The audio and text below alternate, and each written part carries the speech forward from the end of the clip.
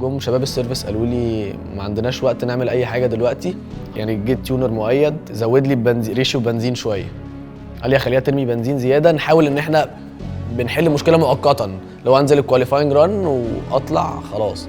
كان في كمان مشكله في الرادياتير بتاع العربيه، حاجه حصلت فخلت ان العربيه بتوفر هيت.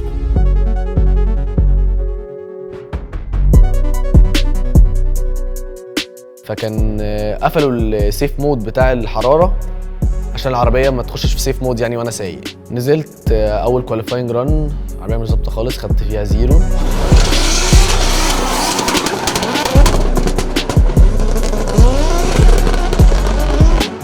في الاخر بقى احنا قاعدين، جت الليست بتاعت الكواليفايرز، انا فيها الاخير بس حاطين لي سكور، يعني كان 21 بوينت انا فاكرهم ومش هنساهم يعني. فالمهم بلف بقى ورايح لرمزي بقول له انا هلاعب كذا كذا، قام باصص لي كده فقام قايل لي